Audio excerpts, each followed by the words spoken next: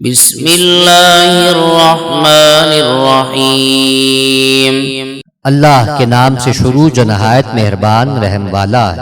یسبح للہ ما فی السماوات وما فی الارض الملک القدوس العزیز الحکیم۔ اللہ کی پاکی بولتا ہے جو کچھ آسمانوں میں ہے اور جو کچھ زمین میں ہے، بادشاہ کمال پاکی والا، عزت والا، حکمت والا۔ هو الذي بعث في الأميين رسولا منهم يتلو عليهم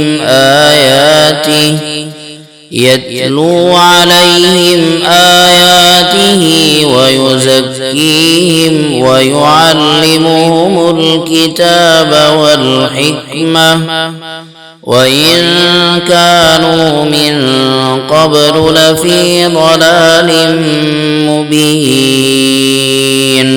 وہی ہے جس نے ان پڑھوں میں انہی میں سے ایک رسول بھیجا کہ ان پر اس کی آیتیں پڑھتے ہیں اور انہیں پاک کرتے ہیں اور انہیں کتاب و حکمت کا علم عطا فرماتے ہیں، اور بے شک وہ اس سے پہلے ضرور کھلی گمراہی میں تھے۔ وآخرین منہم لما یلحقوا بہم وہو العزیز الحکیم۔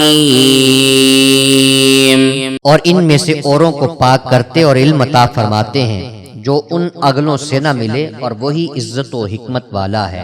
ذالک فضل اللہ یؤتیہ من یشاء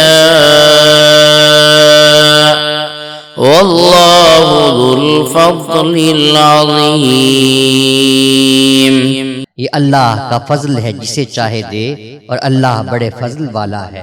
مثل الذین حملوا التوراة ثم لم يحملوها كمثل الحمار يحمل أسفارا بئس مثل القوم الذين كذبوا بآيات الله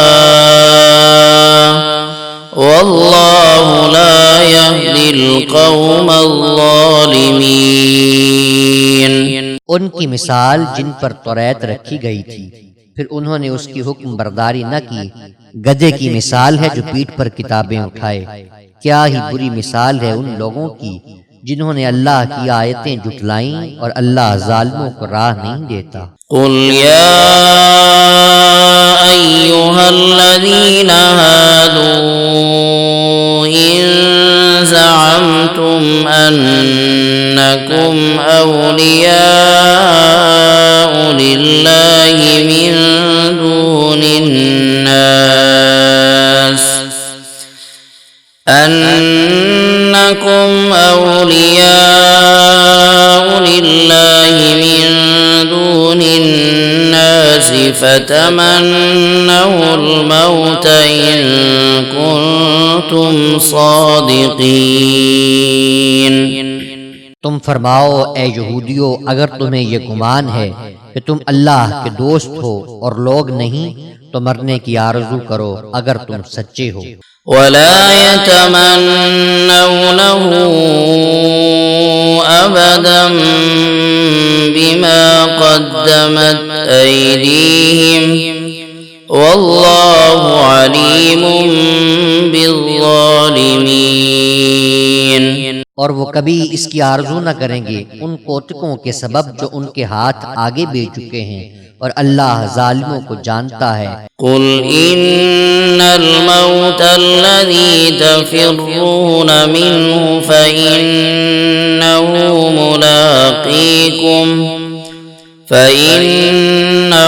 ملاقيكم ثم تردون إلى عالم الغيب والشهادة فينبئكم بما كنتم تعملون۔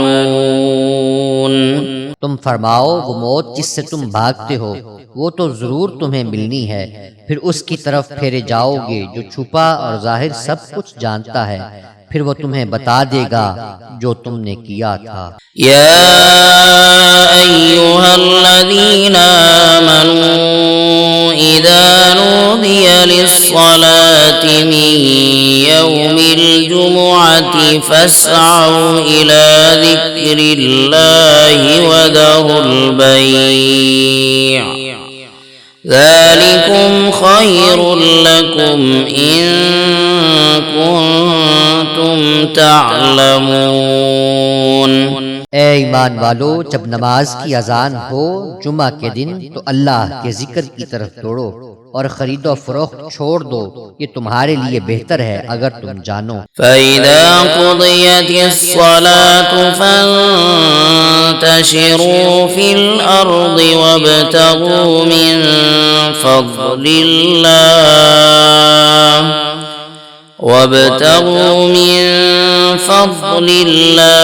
واذكروا الله كثيرا لعلكم تفلحون۔ پھر جب نماز ہو چکے تو زمین میں پھیل جاؤ اور اللہ کا فضل تلاش کرو اور اللہ کو بہت یاد کرو، اس امید پر کہ فلاح پاؤ۔ وَإِذَا رَأَوْا تِجَارَةً أَوْ لَهْوًا انفضوا إِلَيْهَا وَتَرَكُوكَ قَائِمًا قُلْ مَا عِندَ اللَّهِ خَيْرٌ مِّنَ اللَّهْوِ وَمِنَ التِّجَارَةِ وَاللَّهُ خَيْرُ الرَّازِقِينَ۔ اور جب انہوں نے کوئی تجارت یا کھیل دیکھا اس کی طرف چل دیے اور تمہیں خطبے میں کھڑا چھوڑ گئے، تم فرماؤ وہ جو اللہ کے پاس ہے کھیل سے اور تجارت سے بہتر ہے، اور اللہ کا رزق سب سے اچھا ہے۔ نحمدہ ونصلی ونسلم علی رسولہ الکریم، اما بعد فاعوذ باللہ من الشیطان الرجیم، بسم اللہ الرحمن الرحیم۔ یسبح للہ ما فی السماوات وما فی الارض الملک القدوس العزیز الحکیم، صدق اللہ مولانا العظیم۔ آپ نے سورہ جمعہ کی تلاوت اور ترجمہ سماعت کیا۔ سورہ جمعہ قرآن کریم کے 28ویں سپارے میں ترتیب مصحف کے اعتبار سے 62ویں نمبر پر موجود ہے۔ سورہ جمعہ 2 رکوع اور 11 آیات پر مشتمل ہے۔ اس مبارک صورت میں 180 کلمات اور 720 حروف ہیں۔ زمانہ نزول کے اعتبار سے امت کے جمہور علماء کا اس بات پر اتفاق ہے کہ یہ صورت نبی علیہ الصلوۃ والسلام کے مبارک مدنی دور میں نازل ہوئی۔ چنانچہ امام بخاری رحمۃ اللہ تعالی علیہ نے ایک روایت نقل کی، حضرت سیدنا ابو ہریرہ رضی اللہ تعالیٰ عنہ فرماتے ہیں کہ جس وقت سورہ جمعہ اتری میں اس وقت نبی علیہ الصلوۃ والسلام کے پاس موجود تھا۔ یہ بات واضح ہے کہ حضرت سیدنا ابو ہریرہ رضی اللہ تعالیٰ عنہ صلح حدیبیہ کے بعد اور غزوہ خیبر سے پہلے دائرہ اسلام میں داخل ہوئے، جسے اس بات کی تائید ہوتی ہے کہ یہ سورت نبی علیہ الصلوۃ والسلام کے مبارک مدنی دور میں اتری۔ اللہ تبارک و تعالیٰ نے اس سورت کا آغاز اپنی مبارک تسبیح سے فرمایا، حمد و ثنا سے فرمایا کہ ازل سے ابد تک ساری حمد و ثنا اللہ تبارک و تعالیٰ کے لیے ہے۔ ازل سے ابد تک حمد و ثنا اللہ تبارک و تعالیٰ کی ہی بیان ہوتی رہے گی۔ اس کے بعد اللہ تبارک و تعالیٰ نے اس مبارک صورت میں نبی علیہ الصلوۃ والسلام کو مبعوث فرمانے کا تذکرہ کیا اور نبی علیہ الصلوۃ والسلام کے منصب چارگانہ نبوت کو بیان کیا۔ آقا علیہ الصلوۃ والسلام کی بعثت مبارک یہ ایک ایسا نور ہے جو تا صبح قیامت تاریکیوں میں اجالے پیدا کرے گا۔ یہ ایک ایسی شمع روشن ہوئی ہے جس کی بدولت کائنات کا ذرہ ذرہ چمک اٹھا ہے۔ اللہ تبارک و تعالیٰ نے نبی علیہ الصلاۃ والسلام کے فرض منصبی کو بیان فرماتے ہوئے ارشاد فرمایا کہ رسول برحق جنہیں ہم نے مبعوث کیا وہ قرآن کی آیات تلاوت کرتے ہیں، وَيُزَكِّيهِمْ اور تزکیہ فرماتے ہیں، وَيُعَلِّمُهُمُ الْكِتَابَ وَالْحِكْمَةَ اور کتاب و حکمت کی بات بیان کرتے ہیں۔ نبی علیہ الصلاۃ والسلام کائنات عالم کے ذرے ذرے کے لیے نبی بن کے آئے۔ اللہ تبارک و تعالیٰ نے اپنی حمد و ثنا کے بعد فوراً نبی علیہ الصلاۃ والسلام کی بعثت کا ذکر فرما کر اس بات کی طرف اشارہ کیا کہ کسی کو کوئی حق نہیں پہنچتا کہ وہ رب ذوالجلال جو ساری حمد و ثنا کا لائق ہے، جس کے شایان شان کائنات کی ساری حمد و ثنا ہے، کائنات کی ہر بھلائی ہر خیر اسی کو زیبا ہے، اسی نے نبی برحق نبی رحمت نبی امی صلی اللہ علیہ وسلم کو انسانوں کی رشد و ہدایت کے لیے مبعوث فرمایا۔ تو کسی کو اعتراض کا حق بھی اس پر نہیں ہونا چاہیے۔ علماء یہود کو یہ گمنڈ تھا اور ان کا یہ موقف تھا کہ غیر اسرائیل کے اندر کوئی نبی پیدا نہیں ہو سکتا۔ تو اللہ کے نبی صلی اللہ علیہ وسلم کو اللہ تبارک و تعالی نے نبی امی بنا کر اور امیوں کے لیے نبی بنا کر اللہ تبارک و تعالی نے آپ کو مبعوث فرما کر ان کے اس موقف کو باطل قرار دے دیا۔ ان کا یہ کہنا تھا کہ لن يدخل الجنۃ الا من كان هودا او نصارى، کہ جنت کے اندر یہود و نصارہ کے سوا کوئی داخل نہیں ہوگا، اور غیر اسرائیل میں کوئی نبی بھی نہیں ہو سکتا، یہ نبی تو ہمارے نہیں ہے معاذ اللہ، ان کا یہ موقف تھا۔ تو اللہ تبارک و تعالیٰ نے قرآن کریم کے دیگر مقامات پر ان کے اس دعوے کو باطل قرار دیتے ہوئے رد فرما دیا، فرمایا وما ارسلناک الا رحمۃ للعالمین، کہ ہم نے آپ کو نہیں بھیجا مگر عالمین کے لیے رحمت بنا کر۔ یا ایھا الناس انی رسول اللہ الیکم جمیعا، کہ حبیب ہم نے آپ کو تمام انسانوں کے لیے نبی بنا کر بھیجا۔ ان کا یہ نظریہ باطل قرار دے دیا گیا، اور نبی علیہ الصلاۃ والسلام نے جس نہج پر اعلان نبوت فرمانے کے بعد انسانیت کی تربیت کا سلسلہ شروع کیا، تو اس کے اندر کتاب و حکمت کے ساتھ تزکیہ باطن بھی تھا۔ آج جب ہم جس دور کے اندر سانس لے رہے ہیں، ہم اپنی سوسائٹی میں دیکھتے ہیں، اپنے معاشرے میں دیکھتے ہیں کہ کتاب و سنت پڑھنے والا ہر شخص اسے معرفت کی خوشبو نصیب نہیں ہے۔ آسان لفظوں میں کہہ دیتا ہوں کہ وہ شخص جو کسی مدرسے سے دینی درسگاہ سے نکلتا ہے، اس کو ابھی معرفت کی خوشبو کی ضرورت ہے، اسے ابھی لذت آشنائی نصیب نہیں ہوئی۔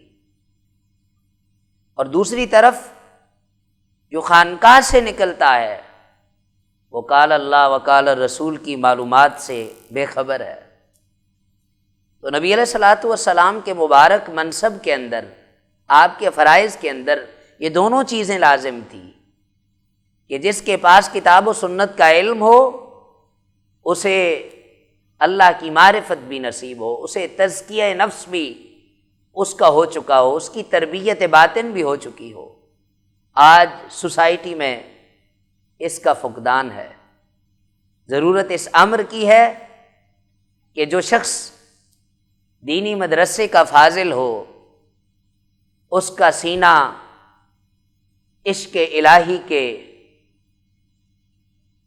ضرورت اس امر کی ہے کہ آج دینی درسگاہ کا فاضل جب وہ مدرسے سے قال اللہ و قال رسول کی تعلیم لے کر نکلے، علم لے کر نکلے، علم شریعت لے کر نکلے، تو اس کا سینہ معرفت الہی سے بھرپور ہو، اس کا تزکیہ نفس ہو چکا ہو۔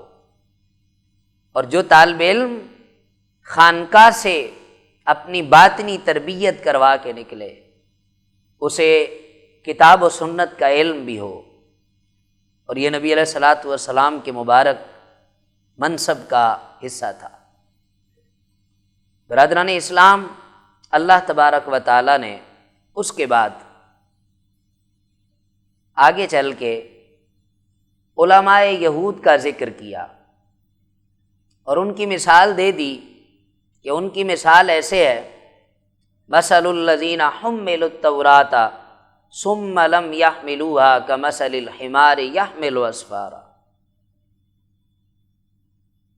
کہ کسی گدھے پر کتابیں لادنے سے وہ عالم نہیں بن جاتا، وہ گدھے کا گدھا ہی رہ جاتا ہے۔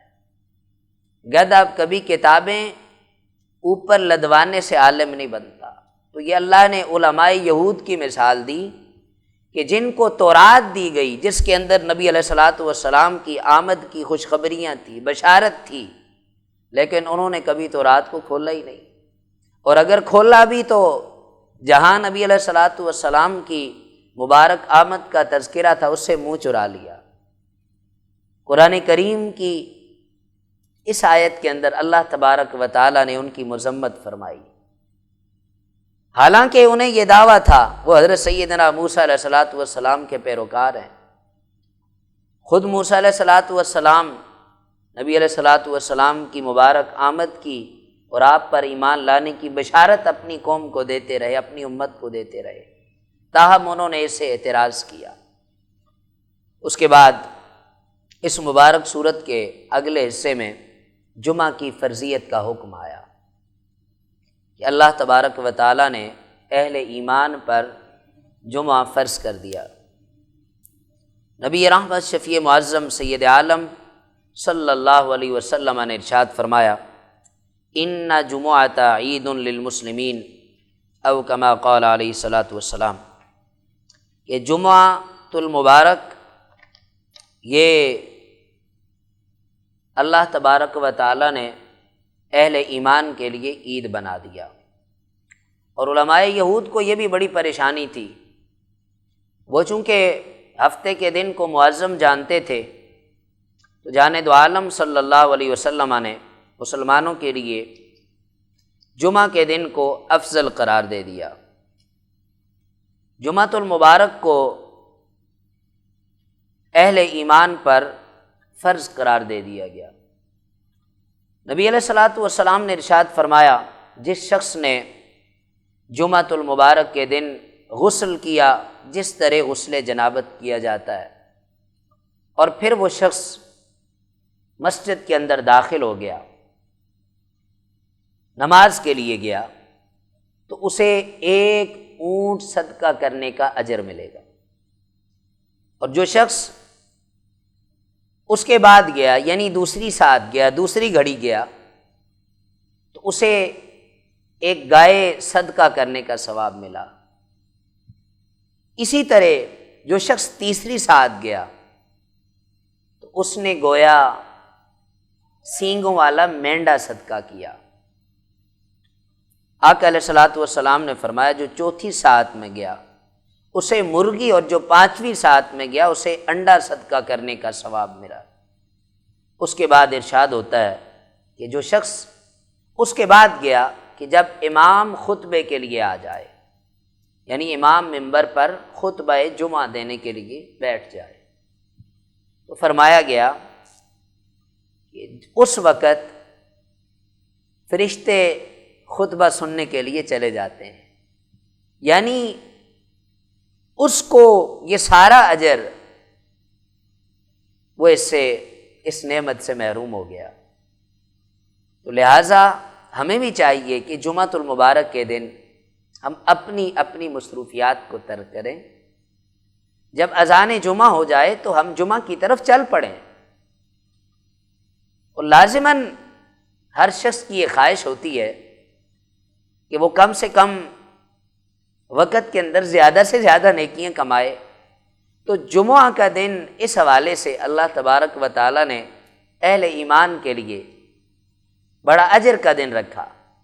اور جمعۃ المبارک کے دن اللہ نے کچھ ساعتیں ایسی رکھی ہیں، کچھ گھڑیاں ایسی رکھی ہیں کہ جن کے اندر اللہ تبارک و تعالیٰ سے جو بھی دعا مانگی جائے وہ ضرور قبول ہوتی ہے. اس لمحے کی دعا کو اللہ تبارک و تعالیٰ رد نہیں فرماتا.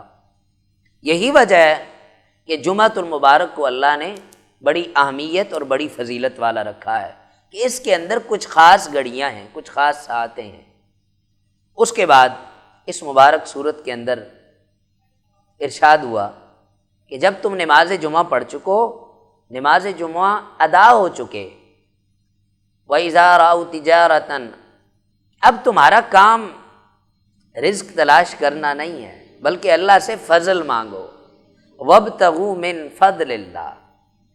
ہمارے ہاں سوسائٹی میں یہ ہوتا ہے کہ کوشش ہوتی ہے کہ اذان ثانی ہو جائے تو پھر جا کر 2 رکعت نماز میں شامل ہو جائیں، کہیں کوئی کسٹمر مس نہ ہو جائے، کہیں کوئی کسٹمر نہ چلا جائے. تو کسٹمر چلا جائے گا تو پتہ نہیں کاروباری اعتبار سے کتنا حرج ہوگا. اللہ تبارک و تعالیٰ کی منشا ہے فَإِذَا قُضِيَتِ الصَّلَاةُ، بس جب جمعہ ادا کر چکو، وَابْتَغُوا مِن فَضْلِ اللَّهِ، کہ اب تم اللہ سے فضل مانگو. رزق مانگنے کا حکم نہیں ہوا. رزق کے لیے جد و جہد کرو، اللہ کا فضل مانگو. مفسرین نے لکھا کہ اللہ کے فضل اس لیے مانگنے کی یہاں پر تاکید کی گئی کہ اللہ سے فضل مانگو، کیونکہ رزق اگر وسیع بھی ہو اس کے اندر برکت نہ ہو، اس کے اندر اللہ کا فضل شامل نہ ہو، اللہ کی رضا اور خوشنودی شامل نہ ہو، تو وہ رزق نفع بخش نہیں ہو سکتا.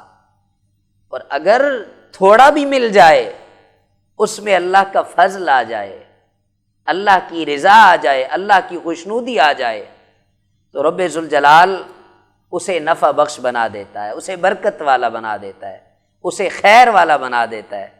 آخر میں بتایا گیا واللہ خیر الرازقین، بے شک اللہ تبارک و تعالی بہتر رزق عطا فرمانے والا ہے. یاد رکھیے اللہ تبارک و تعالی نے رزق کا ذمہ اپنی ذات پر لیا. اس وقت تک کسی شخص کو موت نہیں آئے گی، اس وقت تک جب تک کہ اس کے مقدر کا اسے مل نہ جائے. اور یہ ممکن نہیں ہے کہ اللہ تبارک و تعالیٰ اس تک وہ رزق نہ پہنچائے اور اس سے پہلے اس کو موت دے دے، ایسے نہیں ہو سکتا. حضرت سیدنا فاروق اعظم رضی اللہ تعالیٰ عنہ ایک مقام پر نماز پڑھنے لگے تو آپ نے ایک شخص کو وہاں بطور نگران کھڑا کیا کہ تم میری سواری کا خیال کرو تو میں نماز پڑھ لوں. بس جب آپ نماز پڑھ چکے باہر تشریف لائے تو وہ شخص جا چکا تھا اور جو گھوڑے پر زین تھی وہ لے جا چکا تھا. آپ آگے بڑھے تو دیکھا بازار میں اس شخص نے وہ زین 2 درہم کی بیچ دی تھی. تو آپ نے وہاں کھڑے ہو کر فرمایا کہ اللہ تبارک و تعالیٰ نے ہر شخص کا حصہ لکھا ہے، وہ چاہے تو اسے حلال طریقے سے لے لے چاہے حرام طریقے سے لے لے. تو جب اللہ نے حلال طریقے سے لکھا ہے تو بھائی اس کو حلال طریقے سے ہی لینا چاہیے. آپ نے فرمایا کہ میں نماز پڑھنے گیا تو میں نے نیت کی کہ جس شخص نے یہاں پہ کھڑے ہو کر ڈیوٹی دی ہے میں اسے 2 درہم دوں گا، اور اس نے وہی 2 درہم دے کر میری زین بیچ دی اور یہ چوری کا مستحق ہو گیا، اس نے چوری کر لی، گناہ کا مرتکب ہو گیا. تو آپ نے پھر وہ 2 روپے کی 2 درہم کی وہ زین پھر بازار سے واپس لے لی. آپ نے یہ پیغام دیا کہ جس کے حصے کا جو لکھا ہے اس سے پہلے موت نہیں آ سکتی. یہ بندہ مومن کا اس بات پر ایمان ہونا چاہیے. ہاں کس کے حصے میں کتنا لکھا ہے یہ اللہ جانتا ہے اور یہ اللہ کا رسول جانتا ہے. اس واسطے سورہ جمعہ ہمارے لیے خوبصورت پیغامات رکھتی ہے کہ ہمیں ہمہ وقت اللہ تبارک و تعالیٰ کی تسبیح و تحلیل کرنی چاہیے، وہی رب تسبیحات و تحلیلات کے لائق ہے۔ اور نبی رحمت شفیع معظم سید عالم صلی اللہ علیہ وسلم کا جو مبارک مشن تھا کہ یتلو علیہم آیاتی ویزکیہم ویعلمہم الکتاب والحکمہ، اس مشن کو عام کرنے کے لیے ہمیں جد و جہد کرنی چاہیے اور اس مبارک مشن کا حصہ بننا چاہیے۔ وہ لوگ جنہوں نے اپنی زندگیاں آقا علیہ الصلوۃ والسلام کے مبارک مشن کے لیے وقف کر رکھی ہیں، ہمیں ان کا ساتھ دینا چاہیے۔ اور پھر اللہ تبارک و تعالیٰ نے 7 دنوں میں جمعۃ المبارک کو بڑی اہمیت دی ہے، بڑی فضیلت دی ہے، اسے تمام ایام کا سردار قرار دیا ہے۔ اہل ایمان کو اس دن کے لیے دوہری خوشی عطا فرمائی ہے۔ اہل ایمان کے لیے یہ دن عید کا دن قرار دیا گیا ہے۔ تو ہمیں چاہیے کہ ہفتے کے باقی ایام میں ہم اپنے معمولات زندگی کو نبھائیں، اور جب جمعۃ المبارک کا دن ہو تو ہم اس کو پورے اہتمام اور انصرام کے ساتھ، جس طرح اس کی قدر اور اس کا احترام کرنے کا حق ہے، اس طرح اس کا احترام کریں اور جمعۃ المبارک کی نماز کو ادا کریں۔ پس جب یہ سب کچھ کر چکے ہیں تو پھر اللہ تبارک و تعالیٰ سے اس کا فضل مانگیں، جسے اللہ تبارک و تعالیٰ کے فضل اور کرم کی خیرات مل گئی، کائنات کی کسی چیز کی اللہ تبارک و تعالیٰ اسے کمی نہیں دے گا۔ وآخر دعوایا ان الحمد للہ رب العالمین۔